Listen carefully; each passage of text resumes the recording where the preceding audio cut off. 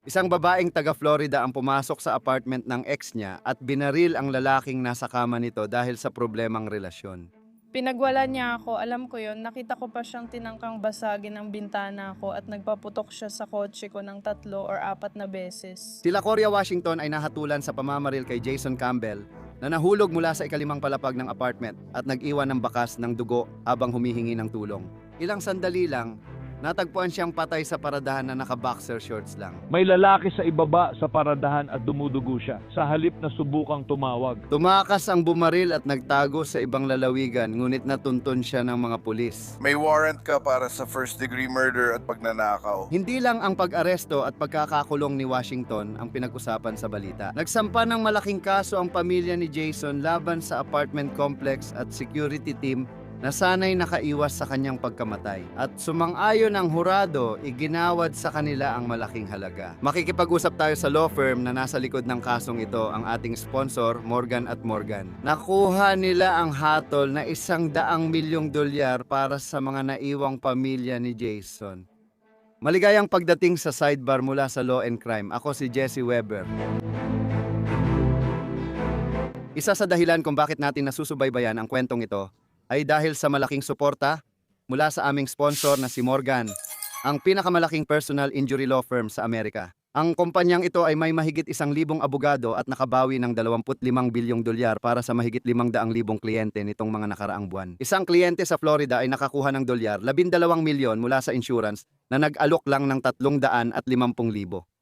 Sa Pennsylvania, may kliyente ring nagwagi ng 26 na milyon. 40 beses itong mas mataas sa alok ng insurer.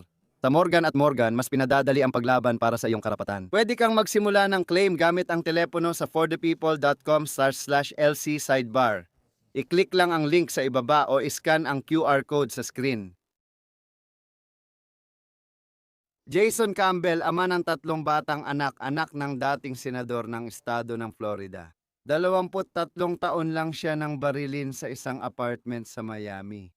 Habang nililitis ang ex ng kasintahan niya sa kaso ng pagpatay, nagsampa ng wrongful death case ang nagdadalamhating pamilya. Sabi nila kung sinunod lang ng complex ang sariling patakaran, buhay pa sana si Jason. Alam mo ba? Sumang-ayon ang hurado at naghatol ng $100 milyong pabor sa pamilya Campbell. Sa loob ng 1 minuto, makakaupo ako kasama ang 2 kilalang abogado mula sa Morgan at Morgan, ang sponsor natin, para talakayin kung paano sila nasangkot sa kasong ito, paano nila nakuha ang malaking panalo at ang kasalukuyang nangyayari. Pero bago ang lahat, hindi ko pwedeng simulan yan kung hindi ko ibibigay sa inyo ang mga detalye. Kaya kailangan nating balikan kung ano ang nangyari noong 2021 sa Monte Carlo, pero kailangan ko munang magbigay ng mabilis na paalala. Ang mga unit sa Monte Carlo na tinatawag na condo or apartment ay ginagamit halos palitan ang tawag habang iniimbestigahan dahil paupahan ang ilan dito. Paalala lang po. Pero sa kaso ng pamilya Campbell, ang tinukoy na akusado ay ang Monte Carlo ng Miami Condominium Association Incorporated. Malinaw ba? Batay sa ulat ng pulisya at korte, bandang 8:08 ng umaga iyon. No, Martes, Hunyo 1, 2021 nang magsimulang makatanggap ang mga dispatcher ng Miami ng mga tarantang tawag sa Siam na isang may lalaking natagpo ang nakahiga sa lupa sa pagitan ng sasakyan sa paradahan ng kompleks. At ayon sa saksi, may narinig silang sigaw ng tulong. Sige, sabihin mo sa akin ng eksakto kung ano ang nangyari. Hindi ko alam. Nakita ko si Bob na dalawa na sumisigaw sa kung ano man pare, parang hinihingal siya kung saan-saan at kung ano-ano pa. Grabe pare, hindi ko alam kung anong nangyayari pare. Nabaril siya dito kasi yung presidente ay kung sino man, tama ba? Sir, humihinga pa ba siya? Ibig kong sabihin, parang hinila pa niya siya sandali pare. Uy, pare. Pwede bang ito lang yun? Sir, was he shot? Hindi ko alam. Ito ba ang siyam na isang-isang? Oo pare, tinanong siya ng marami, may nabangga lang siya. Pare, kailangan kong magpadala ng ilan sa mga babae. Medyo malala na nga ang meron na tayo. Pasensya, saan nangyari ang kaso? Sa pulis o bumbero? Hi, may kasama ako. Di ko alam ang detalye. Huwag mo akong tanungin. Alam ko lang, may lalaking binaril sa lupa at namamatay siya. Pwede ka bang magpadala ng tao dito? Pwede mo bang sabihin kung nasa ng bata?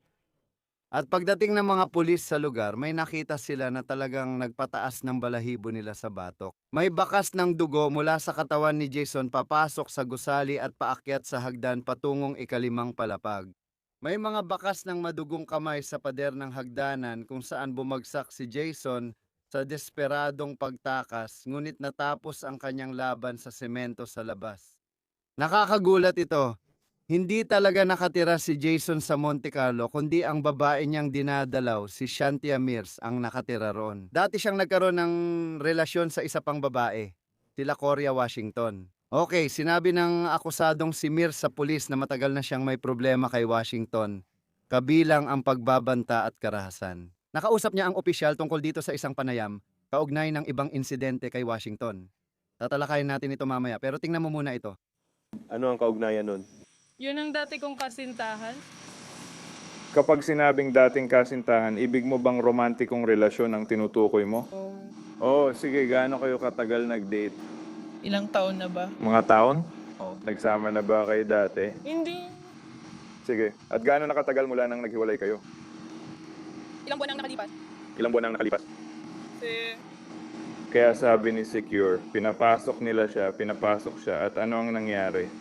pinapasok niya siya tapos bumalik ako sa apartment, nilock ko ang pinto at nagsimula na siyang gumawa ng ingay. Nilock mo ang pinto, meron ba kayong mga naging problema dati?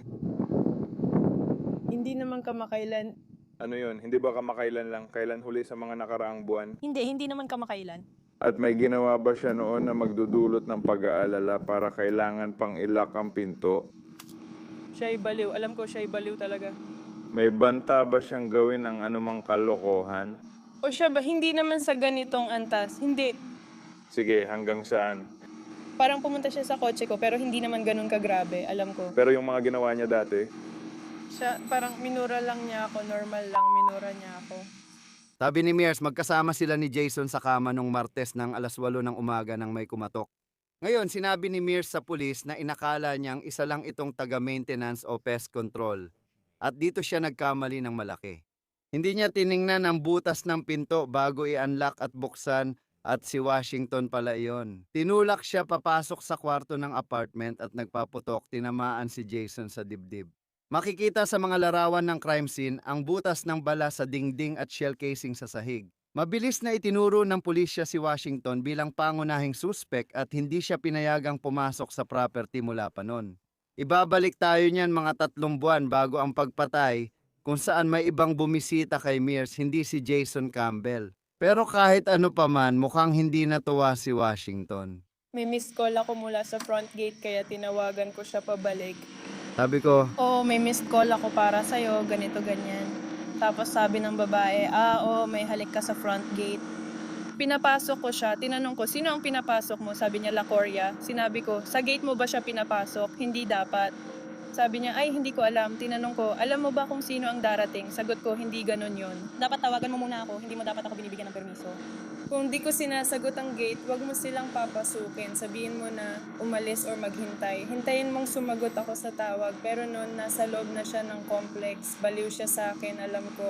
pinupukpok niya ang pinto, Pinupukpok niya ang pinto ko ng 15 minuto. Meron ka bang... parang butas para silipan. Kung meron kang butas para silipan. Kaya tumingin ka, nakita mo ito kasama siya. Minsan tinatakpan niya, minsan naman nakikita ko siyang kumakatok sa pinto. Nakita mo ba kung ano ang suot niya? Nakaputing t-shirt siya. Oo, puting t-shirt nga. Meron ba siyang hawak sa mga kamay niya? Nakita mo ba? May baril siya sa kamay niya. Aling kamay? Dahil hindi sila ngayon. Sige, anong klaseng baril ito dito? Hindi ako sanay makipaglaban sa iba. Tinitingnan ko kung siya ay itim. Nakita mo na ba siyang may baril dati?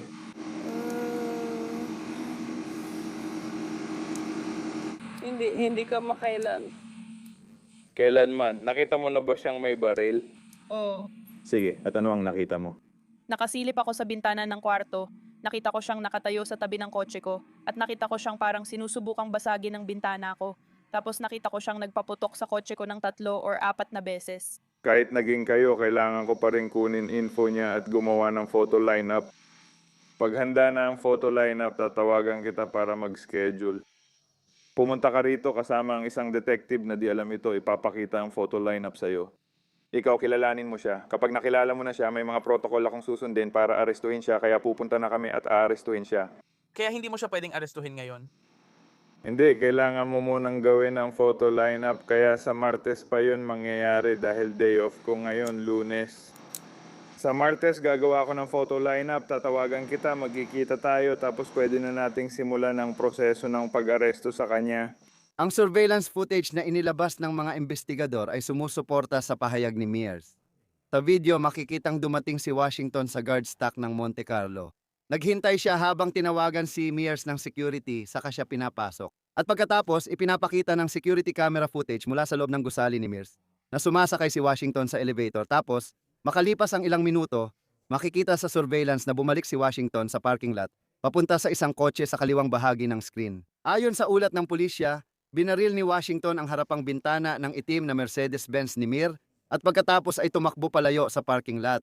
Pero hindi pa doon natapos ang krimen niya dahil mahirap makita sa surveillance habang pabalik siya sa kotse niya.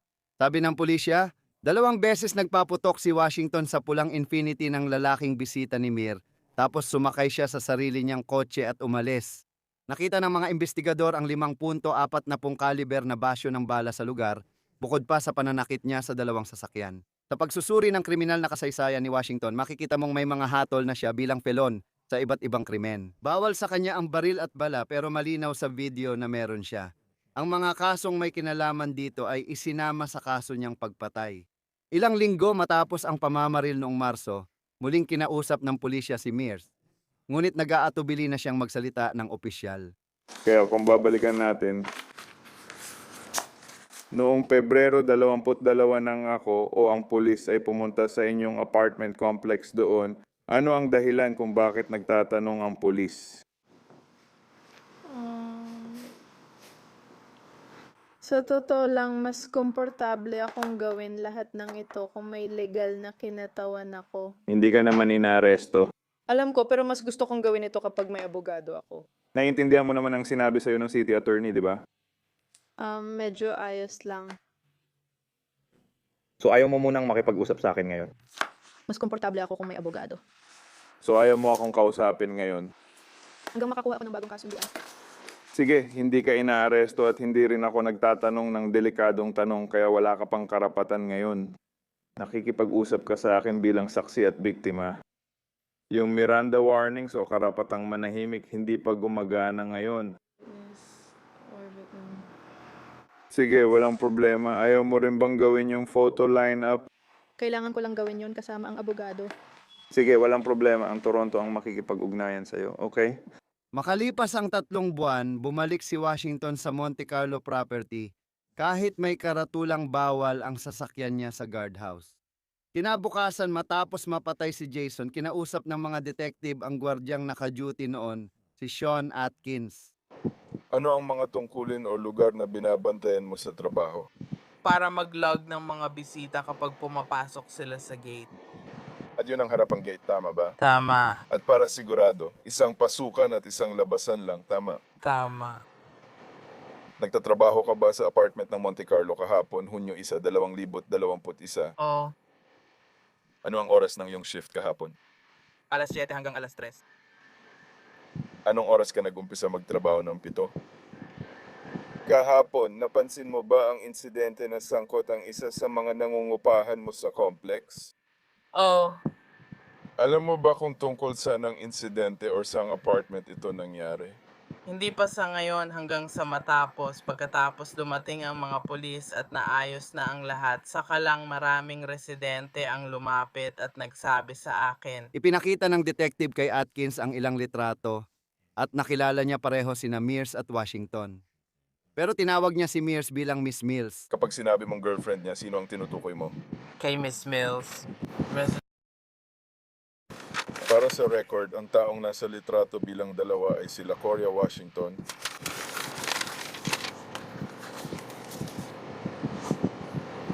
at sinabi mong siya ang kasintahan ng...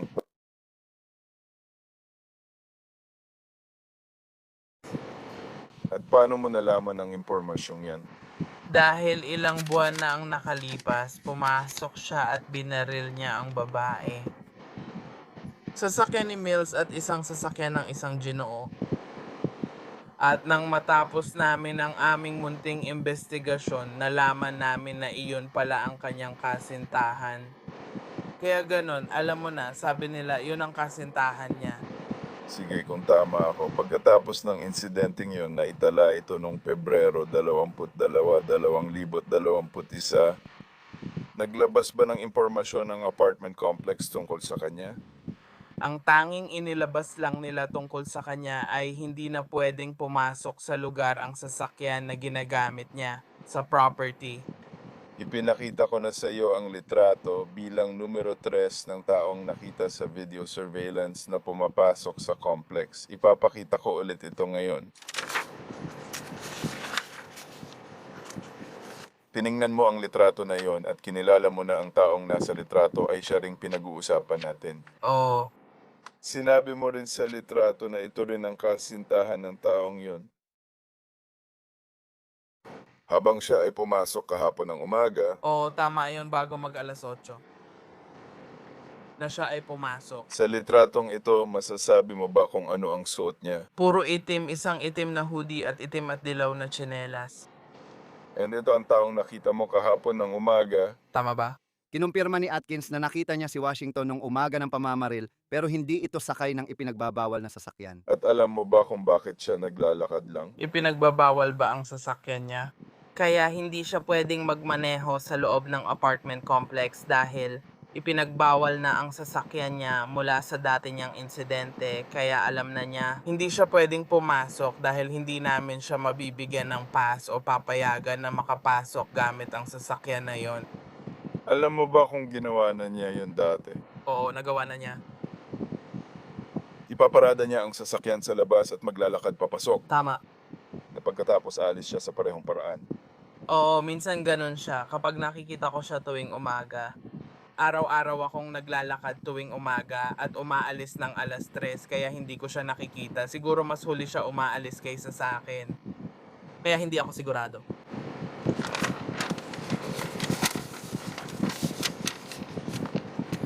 Habang nasa pwesto ka o kahapon habang nasa pwesto ka, may narinig ka bang putok ng baril o anumang putukan? Hindi nga, nakakapagtaka kasi wala akong narinig. Meron bang alinman sa mga residente na lumapit sa iyo kahit kailan at nagsabi na may narinig o nakita sila? Hindi, kasi sabi nila, nung nakita nila ang lahat ng nangyayari, wala rin silang narinig na putok ng baril. Sabi nila, wala silang narinig na kahit ano. Madalas kapag may narinig sila, tatawag sila sa guard gate para tanungin kung okay lang lahat at sasabihin nilang may narinig silang ganito o ganyan. At wala talagang nangyari. Naglabas ng arrest warrant ang Miami-Dade para kay Washington at nahuli siya ng pulisya makalipas ang ilang linggo sa Port Orange, mga 4 na oras sa hilaga ng Miami. May sasakyang isda papasok dito.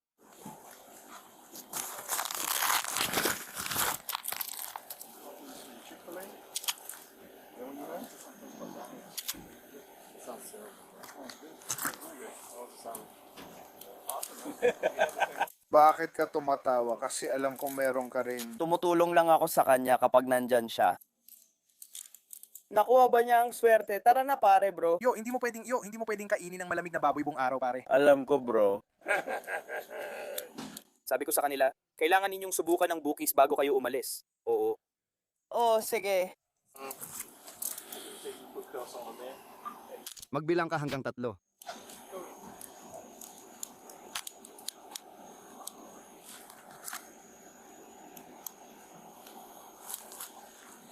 Umupo ka sa likod para sa akin. Ikaw siya sa telepono ko.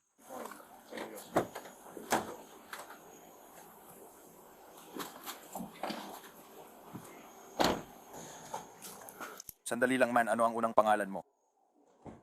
Pumunta kayo dito para sa warrant, di ba? Oo, tumutulong lang ako kasi hindi naman ako kasali. Kaya pwede mo na lang ba ibigay sa akin, Mekay? Pwede mo bang baybayin para sa akin? L.A. Korea, apelido Washington. Ano ang gitnang pangalan mo? Binibining Washington. Sigaw mo, COH. Sorry, sige. Hindi dito nila ako ire-record. At ang iyong kaarawan, oh. Sige, sabihin mo ang iyong kaarawan para sa akin. 9 hanggang 13, 1,996. Ang unang pangalan na binanggit mo ay Lakoria. Sige, pala kaibigan siya sa mga taga-kanluran at wala naman siyang itinatago kaya hindi ako nag-aalala. Officer Manchester, sisiguraduhin ko lang na wala kang anumang kaso na nakatag sa iyong numero. Kailangan pa rin nating siguraduhin na pwedeng magtago ng mga bagay ang mga tao kahit saan.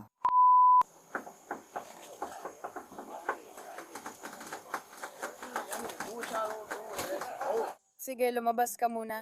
Harapin mo ang sasakyan, wala namang matalim dyan, tama? Alam ng mga pulis sa Port Orange na may warrant siya pero di nila alam lahat ng detalye. Kaya nagkukunwari si Washington. Tingnan mo ito. Alam mo na siguro bakit kita pinupusasan. Ibig kong sabihin, technically, hindi mo naman talaga kailangang malaman kung bakit ayon sa batas. Pero masasabi ko sa'yo na dahil may warrant ka para sa first degree murder at pagnanakaw. Well, medyo magkahalo dito, mukhang pagnanakaw habang may dalang armas at mukhang may kaso rin ng isang felon na may hawak na sandata. Mukhang tama ang basa ko, maraming daglat ang gamit nila. Pero iyan ang mga kaso mo at wala kang piyansa. Galing ito sa Miami. Pasensya na, Miami dad.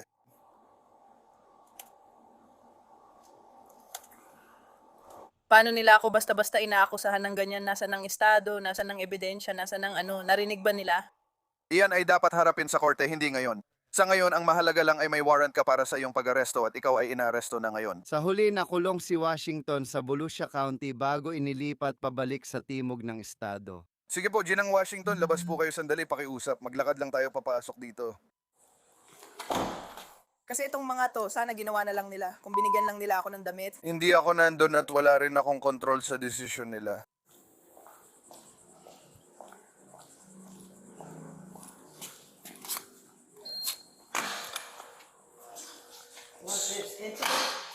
Hindi, ito ay mga selda ng pansamantalang pitan.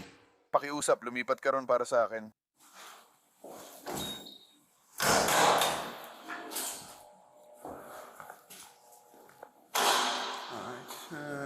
Sandali akong naupo sa bangko. Sa Miami-Dade County naharap si Washington sa 5 kaso. Unang degree na pagpatay at armadong pagnanakaw na may pananakit. Pinalalang stalking gamit ang baril, pagmamay-ari ng baril ng isang nahatulang kriminal, pagmamay-ari ng sandata, at bala ng isang nahatulang kriminal. Ngayon, pumayag ang mga piskal na ibaba ang unang degree na pagpatay sa ikalawang degree at ibasura ang iba pang kaso. Kung si Washington ay umamin ng kasalanan, binago rin niya ang kanyang plea sa huli. Hinahatulan siya noong Hulyo 5, 2025 ng 12 taon sa kulungan kasunod ng 10 taon ng probation. Kasalukuyan siyang naglilingkod ng sentensya sa Gadsden Correctional Facility, bilangguan ng mga babae sa Quincy, Florida. Habang nangyayari ito, isantabi muna natin ang kasong kriminal dahil may kaso ng maling pagkamatay. Si Jason Campbell na 23 taong gulang ay anak ni Daphne Campbell na dating nagsilbi bilang state senator sa lehislatura ng Florida sa loob ng 8 taon. Kinabukasan matapos mapatay si Jason, nagpost siya ng update sa Facebook na may bahagi ng sinabi niya. Magdala ng bata ng 9 na buwan, sumailalim sa C-section tapos makalipas ang 23 taon malalaman mong may bumaril at pumatay sa iyong anak. Sinabi niya na nawala ang anak dahil sa karahasang baril habang natutulog at isinulat niya sa pumatay, wala kang puso. Pinatay ang gwapo kong anak at iniwan ang 3 niyang anak na walang ama. Nagsampa si Campbell ng wrongful death case para sa ari-arian ni Jason laban sa 3 kumpanya, kabilang ang Monte Carlo at isang Miami Condominium Association. AKAM On-Site, Incorporated ang property management firm ng complex, at Emergency Medical Services Protective Group ang tagapagbigay ng seguridad. Base ito sa rekomendasyon ng AKAM ngayon. Daan-daang dokumento ng korte ang naisumite mula nang masampa ang kaso noong Enero 2020. Ang pahayag ng nagrereklamo ay inilalahad ang mga argumento sa kaso. Eksaktong CP. Noong Pebrero 21, 2021 pinapasok sila Korea Washington sa lugar sa front gate ng Kent Security. Ang naunang Emergency Medical Services Company na hindi kabilang sa kasong ito ay lumabag sa patakaran ng ari-arian na kailangan ng pahintulot ng nangungupahan para makapasok ang hindi residente. Sinabi nila Korea Washington na bibisita siya kay Shantia Mears bilang nangungupahan. Hindi pinapasok ni Mears si Korea Washington. Nang tumanggi si Bibi na Mears magbukas ng pinto, pumunta sila Korea Washington sa paradahan at nagpaputok ng maraming beses sa mga sasakyan ni Bibi Mears. Ang bisita ni Bibi na Mears noong Pebrero 2021 ay hindi si Jason Campbell. 3 buwan matapos, Hunyo 1, 2021 alas 8 ng umaga. Sila Korea Washington kahit na ipinagbawal na sa lugar, ay bumalik sa nasabing lugar nang naglalakad at dumaan sa gate ng sasakyan. Bumalik si Bibi Washington sa pinto ni Bibi ni Mears at kumatok. Binuksan ni Bibi Mears ang pinto nang hindi sumilip sa peephole. Nakala nila Korea Washington na tagapamahala o pest control iyon kaya pumasok siya sa kwarto ng apartment na may baril at binaril sa dibdib si Jason Campbell. Namatay si Jason dahil sa tama ng baril. Kaya kinasuhan ang 3 kumpanya ng kapabayaan ayon sa mga nasasakdal. Alam ng Monte Carlo, AKAM at Emergency Medical Services, ang insidente noong Pebrero 22, 2021 ngunit nabigong pigilan si Washington at iba pang hindi imbitadong taong may kriminal na intensyon na makapasok at gumawa ng krimen sa nasabing ari-arian. Kaya pupunta ka na ngayon sa paglilitis na ito. Tumagal ng 1 linggo ang paglilitis na ito. At ayon sa isang artikulo tungkol sa hatol mula sa Locom, inabot lang ng mga 2 oras bago bumalik ang hurado. Nagbigay ng malaking halaga sa mga nagreklamo. Tinanong ng verdict form ang hurado kung may kapabayaan sa mga nasasakdal na naging sanhi ng pinsala at pagkamatay ni Jason Campbell. At may checkmark sa salitang oo para sa lahat ng 3 nasasakdal. Napagpasyahan ng hurado na ang kumpanya ng pamamahala ng ari-arian na SOAKAM ay may 57% na kasalanan habang ang mga may-ari ng kondo, complex at security group ay may tig 18% na kasalanan bawat isa. Si Shantia Mears, ang nangungupahan, ay may 7% kasalanan ngunit hindi siya nasasakdal sa kasong iyon. Ngunit si Daphne Campbell ay ginawaran ng $25 milyong para sa kanyang dinanas na sakit at pagdurusa. Ganon din si Hubert Campbell, ama ni Jason at 3 anak ni Jason na ayon sa korte ay 6, 3 at 1 taong gulang nang siya'y namatay. Hahatiin nila ang natitirang $50 milyong. Sinabi ni Daphne at Hubert Campbell sa Miami Herald, ang pagkawala ni Jason ay nagdulot sa amin ng di masukat na sakit na ayaw naming maranasan ng iba. Hindi na maibabalik ng hatol ang anak namin, pero umaasa kaming magsilbing babala ito sa mga tagapamahala at may-ari ng ari-arian para magbigay ng tamang seguridad. Ayokong may pamilyang magdusa gaya namin kaya mahalaga ang kanilang mga karapatan. Ngayon ipakikilala ko ang mga abogadong sina Morgan at Morgan na nanguna sa kasong ito. Marami ding tanong ukol dito. Kasama ko sina Tomas Haste at Grant Gillenwater. Salamat sa oras ninyo mga Ginoo, pinahahalagahan ko ito. Tama ba apelyido ninyo? Oo, tama, mabuti, ayos. Una sa lahat, ipaliwanag ninyo sa akin kung paano kayo napasali dito. Nagsimula ang kaso na ito na napunta sa akin noong Oktubre ng 2021 bilang isang intake sa aming departamento. May tumawag sa opisina namin, pamilya sila, at sinabi nilang gusto nila ng serbisyo namin. May dati silang abogado pero di kampante kaya humingi sila ng second opinion. Sinabi namin na ikalulugod naming tingnan ito para sa inyo at kinuha nila kami. And pagkatapos ako ang naglightes ng kaso mula 2021 hanggang 2024 nang tinawagan ko si Grant at sinabi ko, "Oy Grant, may kaso akong malapit ng umabot sa trial. Kailangan ko ng isa sa pinakamagagaling na abogado sa bansa kaya tinawagan ko si Grant Gillingham." Ako nga pala, isa ako sa mga abogado sa bansa. May kilala ka ba, Grant? May kilala ka ba? May maire-recommenda ka ba sa akin? Alam mo, seryoso kami pagdating sa mga paglilitis. Morgan, malinaw, hindi kami law firm, isa kaming trial firm. And isa sa mga magagandang ginawa ni John noon, talaga namang nagsimula kay Keith Mitnick, sabi niya. Magdadala tayo ng pinakamagagaling na abogado na mahahanap natin at ang gagawin lang nila ay maglitis ng mga kaso. Ngayon, 5 na lang kami sa buong bansa na naglilitis ng mga kaso. Sina Keith, Rick, Chris, Brian at McLean. Ako, ang ginagawa lang namin ay bumiyahe sa buong bansa para litisin ang pinakamalalaking kaso namin at kaya ang perpektong combination na meron kami ay mga taong tulad ni Tom. Sila ang hahawak ng kaso mula umpisa hanggang ilang buwan bago ang paglilitis. Tatawagan nila kami at doon magsisimula ang aming pakikipagtulungan at laban. Itatanong ko lang, minsan may kaso ka, di ba? Tapos sasabihin mong ewan ko. May roller coaster na nagkahiwa-hiwalay or may nadapa at masasabi mong agad mo itong nakita. May mali dito, may nagkamali. Hindi dapat nangyari ito. Baka kapabayaan o maling pagkamatay ito.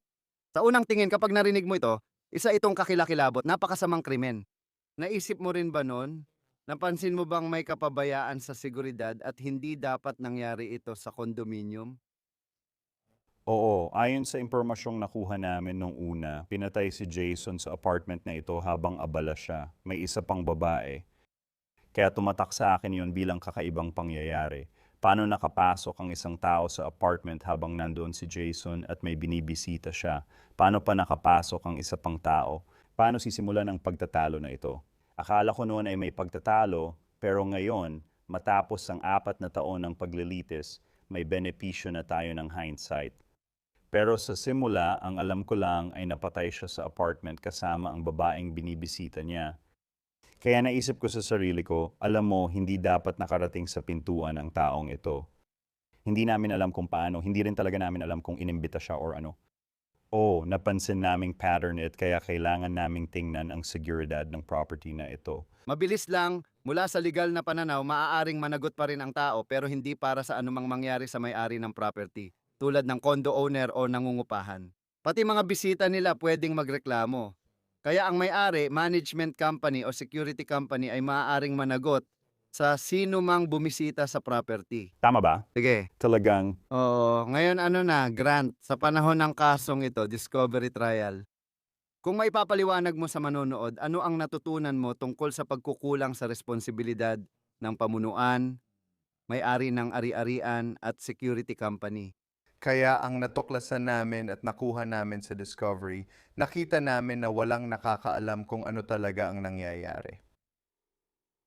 Bawat entidad na kasangkot sa ari-arian na yon ay parang walang alam, na parang tinatago nila sa isa't isa. Kaya may kumpanya ng pamamahala ng ari-arian na humahawak ng araw-araw na operation.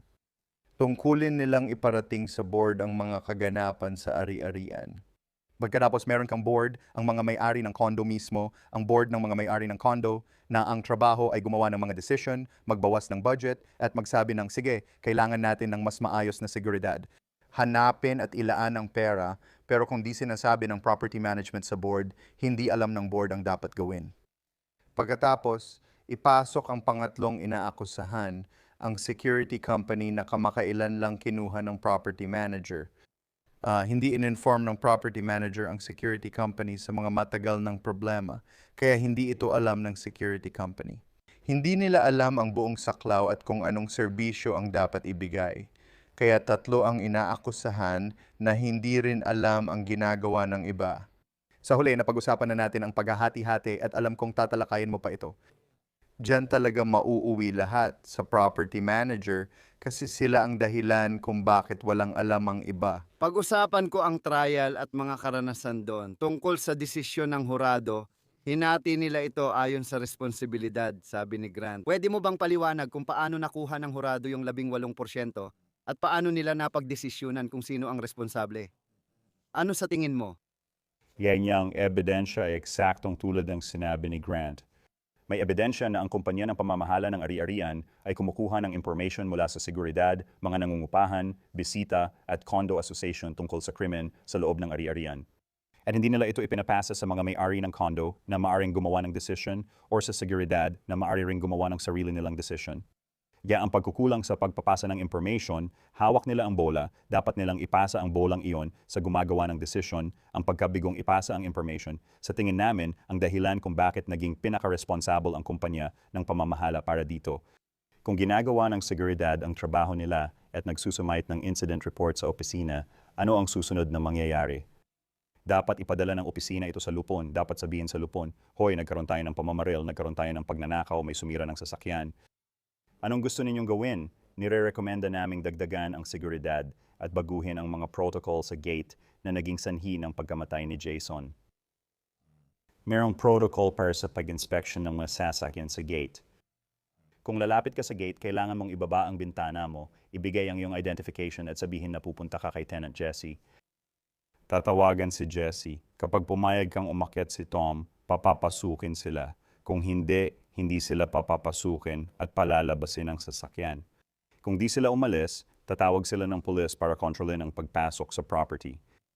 Kung ginagawa ng security at management office ang trabaho nila at sumusulat ng incident reports, dapat iparating ng management office ang information sa board. Pag-uusapan natin ito, pero noong Pebrero 2021 pumasok na rin sa property ang parehong suspect.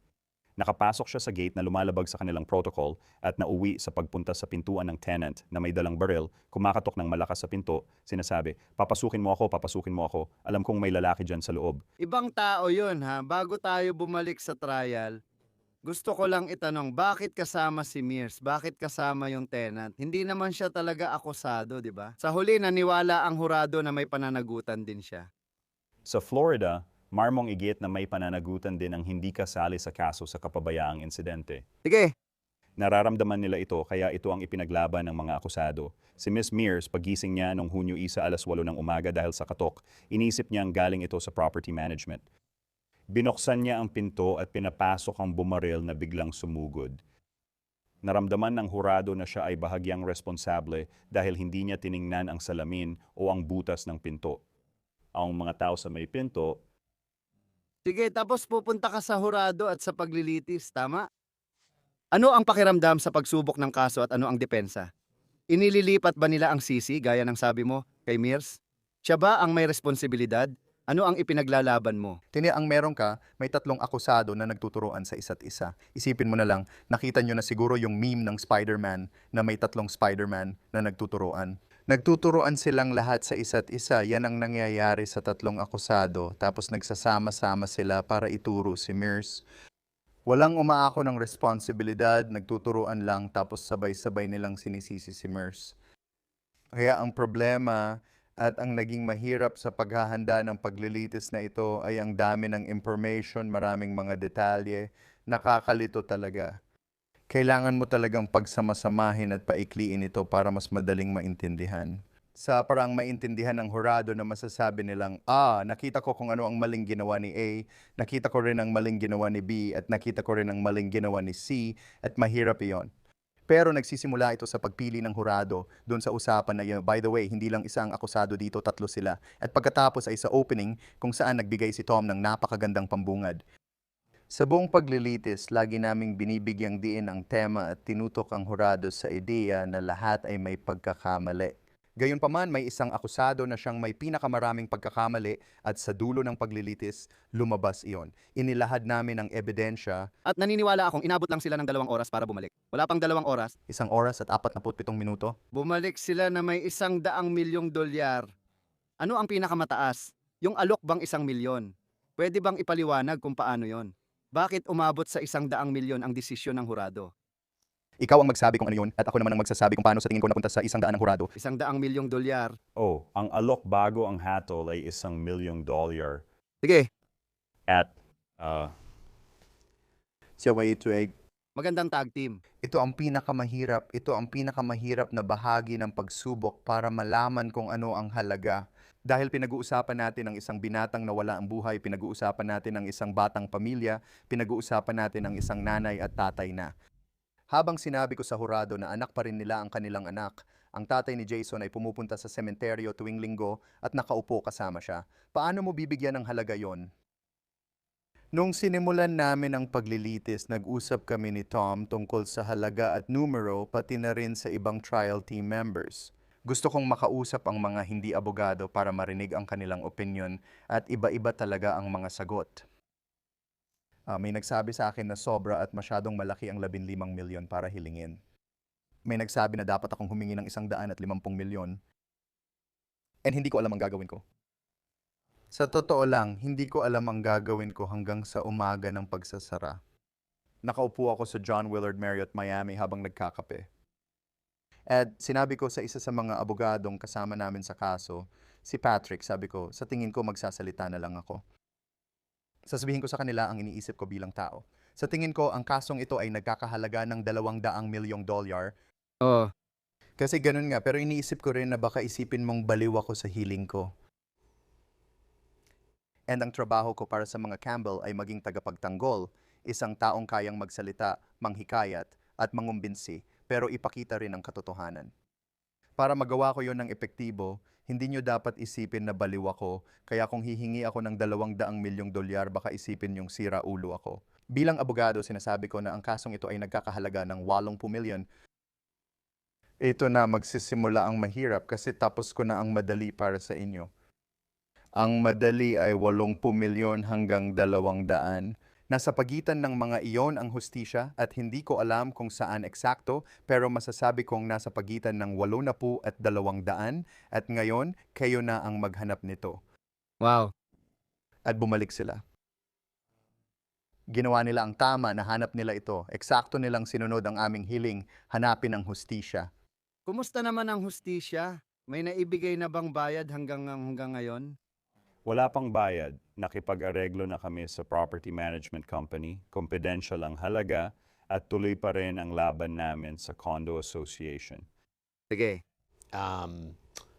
Sigurado ka bang mababayaran agad ang pamilya? Alin, yung kasunduan? Sige, Magaling. Kahapon dumalo lang si Tom sa pagdinig sa Miami para maaprubahan ang minor settlement ng property management. Kaya inaasahan namin na matatanggap na ng pamilya ang kanilang pondo malamang sa loob ng susunod na 30 araw mula sa property management. sige, at kumusta na ang pamilya sa ngayon? Kumusta sila? Ibig kong sabihin, malinaw na hindi maisip ang pinagdaanan nila. Nakakadurog ng puso. Ipinaliwanag mo ng maayos, pero alam mo, ang pagdaan sa legal na proseso ay isa pang bahagi at ngayon ito ay isa na namang bahagi. Kumusta sila? Sa puntong ito? Mabuti naman sila. Nasa opisina talaga ang mga Campbell nung Biyernes. Nagluto ang nanay at tatay ng masarap na Jamaican tanghalian para sa amin at nagdala ng pagkain sa mga abogado at team namin. Kaya nag-lunch kami kasama sila at ang saya silang makita. Lingguhan pa ring dinadalaw ni Hubert ang puntod ng anak niya. Kahit ilang taon na ang lumipas, mahirap pa rin sa kanila ang mga pista opisyal. Isang buwan na ang nakalipas, umiiyak siya sa opisina namin dahil sa pagkawala ng anak niya, pati si Daphne. Kaya hanggang ngayon, wasak pa rin sila. Pero masaya sila na kahit papaano ay may kaunting kasagutan na habang buhay silang magiging masaya sa hatol na ibinigay ng hurado sa kanila, ang hustisyang naibigay sa kanila. Madalas din akong kumukontak sa mga ina at maayos ang lagay ng mga bata. Itatanong ko rin sa'yo. Tumatanda rin sila araw-araw pero maayos ang mga bata at inaalagaan ng mga nanay. Ayos yan. Grant, iniisip mo ba ito? Ano ang mensaheng hatid ng kasong ito matapos subukan at matapos ang ganitong konklusyon? Ayaw naming gawing mensahe ang aming mga hatol. Dahil napaka-personal ng mga ito. Tama ba? Sobrang personal ito para sa pamilya. Pero sa parehong panahon, dapat din itong magsilbing babala o kwento ng pag-iingat. Na kapag ikaw bilang akusado, kapag ikaw bilang isang kumpanya ng seguro, ay may pagkakataon na gawin ang tama at binigyan ka ng pagkakataon sa loob ng maraming taon, hindi lang isang beses, kundi maraming ulit. At iniisip mo na dahil nasa iyo lahat ng alas, dahil malaki ka, dahil makapangyarihan ka, dahil iniisip mong walang makakagawa ng paraan laban sa'yo. Sa huli, palaging may paraan ang katotohanan at ang ibig sabihin nito ay kapag lumabas ang katotohanan, sumusunod ang hustisya. Iyan ang tungkol sa mga paglilitis at sistema ng hurado. Hindi ito perpekto, pero ito ang pinakamagaling na sistema ng hustisya sa mundo. Kaya ang babala, ang mensahe para sa malalaking kumpanya ng insurance, sa mga malalaking corporation, gawin nyo ang tama sa simula pa lang. Dahil kung hindi nyo gagawin, may mga abogado, may mga law firm, may mga pamilya na mananagot sa inyo at maglalabas ng katotohanan at hustisya. Hindi ko alam kung may mas magandang paraan para tapusin ito. Grant, maraming salamat Tom, maraming salamat. Napakagaling. Maraming salamat sa pagpunta rito para ipaliwanag pa ng kaunti ang ginawa ng Morgan at Morgan sa napaka-espesipikong kasong ito. At sasabihin ko lang na ang aming puso at panalangin ay kasama ng pamilyang iyon habang dumadaan sila sa susunod na kabanata. At talagang pinahahalagahan ko ang pagpunta ninyong dalawa para ipaliwanag ito. Maraming salamat. Salamat sa pag-imbita sa amin. At yan lang muna ang meron kami para sa inyo ngayon dito sa Sidebar. Lahat kayo, maraming salamat sa pagsama sa amin. At gaya ng dati, pakisubscribe na lang sa YouTube, Apple Podcast, Spotify o kahit saan man kayo nakikinig ng podcast. Pwede nyo rin akong i-follow sa X o Instagram. Ako si Jesse Weber, makikita ko kayo sa susunod.